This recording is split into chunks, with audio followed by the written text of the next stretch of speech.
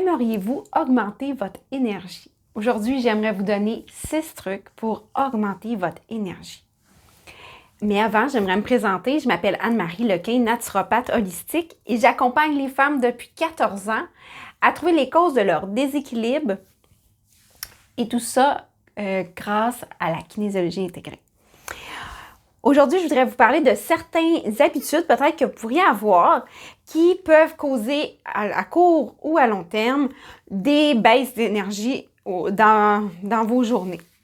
Donc, la première que j'aimerais vous partager, en fait, c'est en lien avec votre alimentation. Il est possible que vous mangez certains aliments qui ont un taux de sucre naturellement élevé. Je vais vous donner un exemple comme si on pense à la banane ou à l'ananas, la papaye, même des pommes de terre, ils sont naturellement un taux élevé qu'on appelle un taux glycémique. Donc, si on mange dans notre alimentation des aliments avec un taux de sucre élevé, ce que ça fait, c'est que ça va monter notre taux de sucre dans notre sang. Et après ça, une fois qu'il va être métabolisé quand le taux de sucre monte dans votre sang, l'insuline va être sécrétée.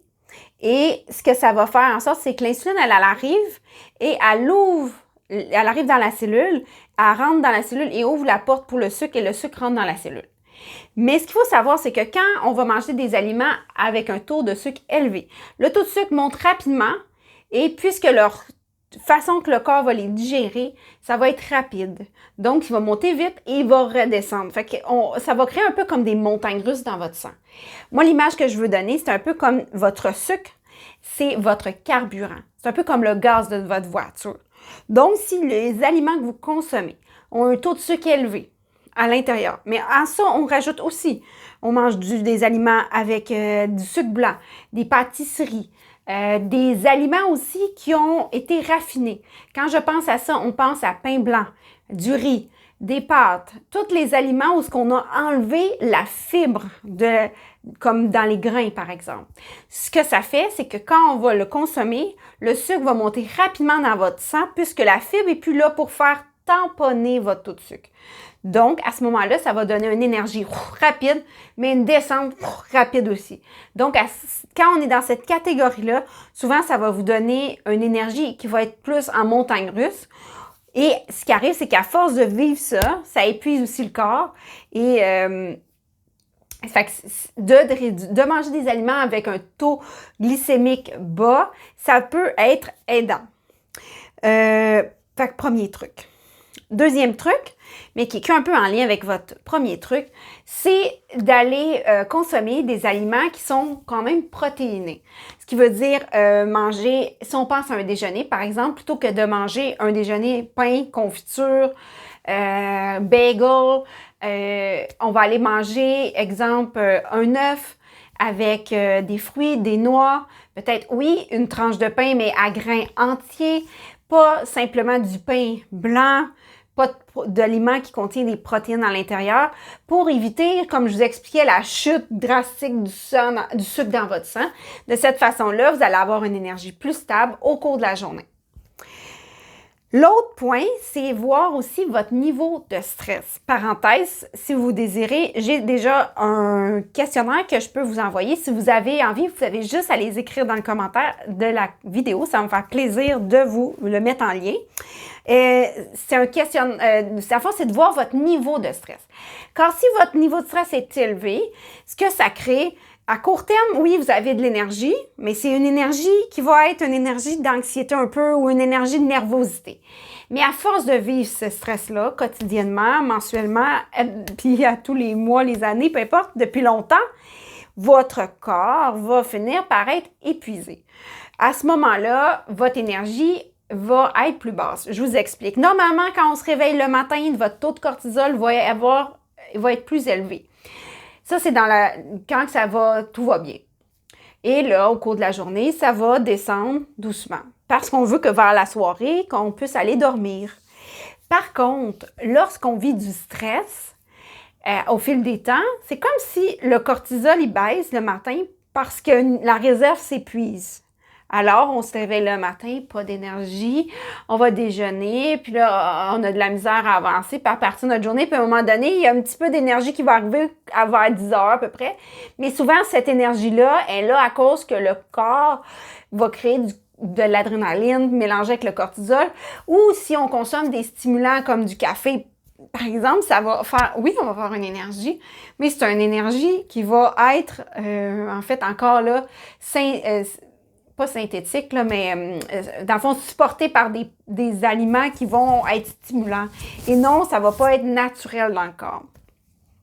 À ce moment-là, ce que je vous recommande, c'est de trouver une façon de réduire votre stress, soit en faisant des méditations, soit en trouvant les causes du stress.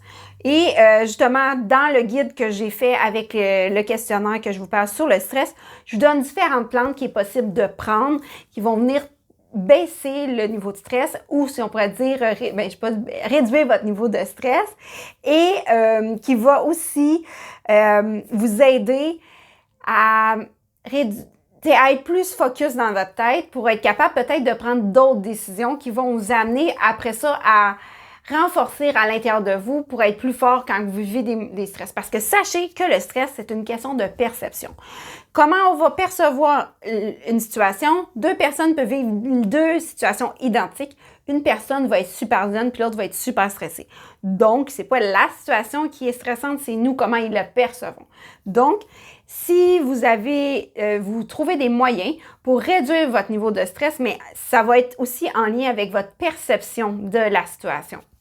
Là, c'est pour ça que de peut-être baisser le cortisol pour ramener une clarté mentale plus, ça va être peut-être plus facile de prendre des bonnes décisions pour trouver comment pourriez justement réduire ce stress-là. Donc, comme je vous disais, le niveau de cortisol dans la journée peut influencer votre énergie. Donc, c'était mon truc numéro 3.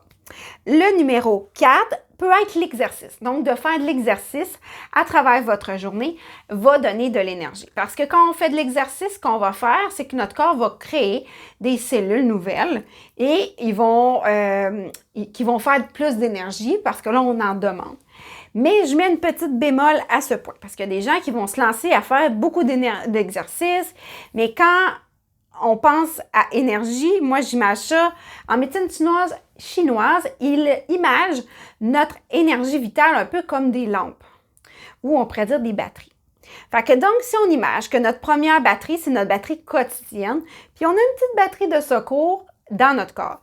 Il arrive des situations où notre batterie quotidienne, on la vide rapidement parce que on a manqué de sommeil, parce qu'on a vécu des grosses situations stressantes, parce que peu importe qu'est-ce qu'il y en est, ça va créer que là, on va aller piger dans notre batterie de secours. Mais une journée, 2 jours, 3 jours, pendant des années, ça fait en sorte qu'on épuise les réserves de notre corps.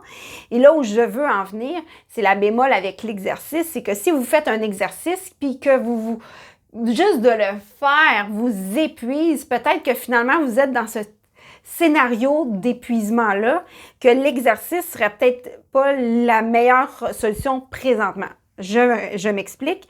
Si j'image dans cette image-là, on veut que les batteries se rechargent.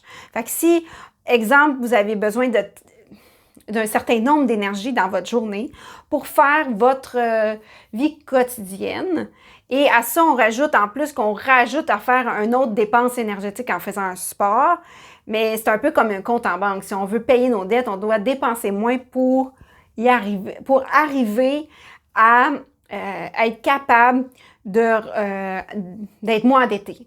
Fait que pour recharger notre batterie, les façons que je recommande dans ces cas-là, c'est justement, comme je disais tantôt, avec des plantes adaptogènes, des nutriments, renourrir notre corps, se reposer. Tout ça va ramener que nos glandes surrénales vont réussir à se régénérer ou être moins... fait que notre niveau d'énergie va être plus élevé à ce moment-là.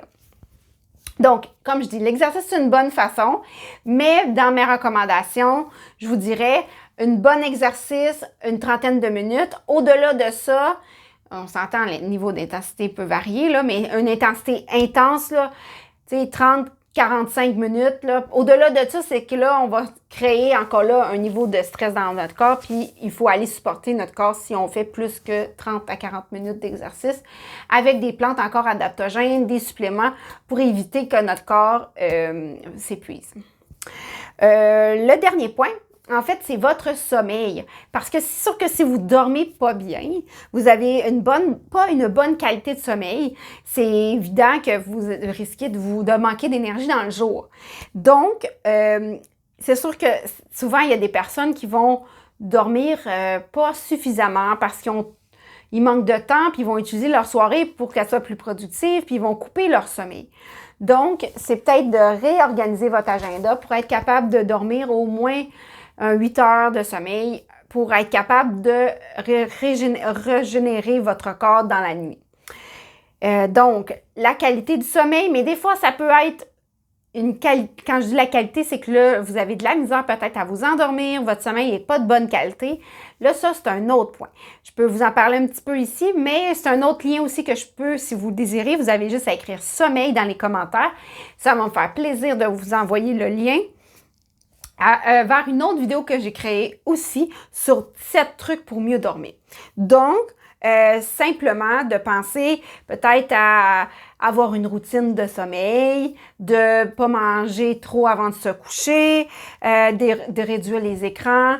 Il y a différents conseils qui peuvent être appliqués pour vous aider à mieux dormir. Mais comme je vous dis, ça, c'est peut-être sur une autre vidéo que je pourrais vous en reparler. Juste à m'écrire sommeil dans les commentaires, ça va me faire plaisir. Donc, si vous désirez augmenter votre énergie, je vous invite à essayer mes conseils, puis gênez-vous pas de m'en parler dans les commentaires. Je vous souhaite une magnifique journée.